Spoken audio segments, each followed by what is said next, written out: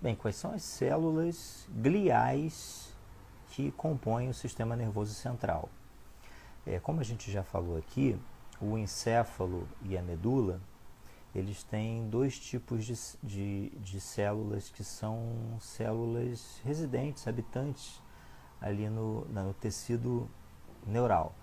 A gente está excluindo aí vasos sanguíneos que existem em outras partes do corpo, meninge, que não é um tecido neural, né? Porções ósseas, partes ósseas de algumas regiões que calcificam no sistema nervoso central, principalmente no cérebro. Vamos falar só das células que são próprias do parênquima cerebral, do parênquima medular. Então temos os neurônios e as células gliais, as células da glia. A palavra glia vem de glue, que significa cola em inglês. Isso porque antigamente se achava que a glia tinha uma participação exclusivamente de arcabouço, de união, de cola realmente, de fixação entre os neurônios, já que no cérebro não tem tecido conjuntivo. Então achava-se que quem fazia esse papel era a glia, né? Então deu esse nome.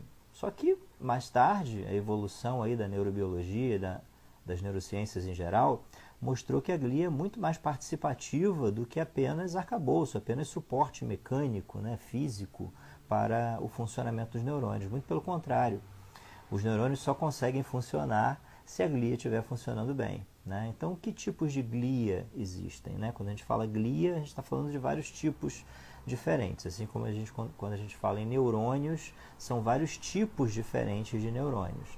Então, a glia ela pode ser o astrócito, que é responsável pela formação da barreira hematoencefálica, né, fechando com as junções íntimas os vasos sanguíneos, os capilares cerebrais, impedindo que qualquer coisa entre no cérebro. Por isso que algumas vezes algumas medicações não conseguem entrar no cérebro. Você tem que fazer diretamente na coluna vertebral, né, via intrarraquiana ou intrarraquidiana, né, porque se você tomar, não vai passar a barreira hematoencefálica. Então, quem fabrica, por assim dizer, a barreira hematoencefálica é o astrócito, que é um tipo de glia. Então, temos a microglia, que é outro tipo de glia, que é uma célula de defesa do sistema nervoso central, tanto da medula quanto do cérebro. A microglia está para o cérebro, para o encéfalo, assim como o macrófago está para a periferia, né? É uma célula de defesa, uma célula que dá o combate a agentes possivelmente agressores, a agentes estranhos que estão invadindo ali o seu cérebro, né? Vírus, bactérias, etc., né? Então, quando ela está ativada, ela dá o combate a essas estruturas. Outro papel do astrócito, já ia me esquecendo. O astrócito tem um papel ativo na recaptação de neurotransmissores, né?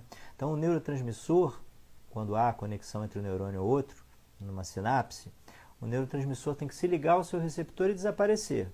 Às vezes ele desaparece por reabsorção para o terminal pré-sináptico, para o neurônio que mandou a mensagem.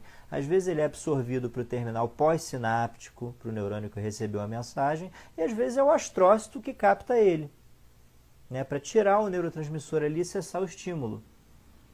Tá? Esse é outro papel do astrócito. Então falamos do astrócito, da microglia.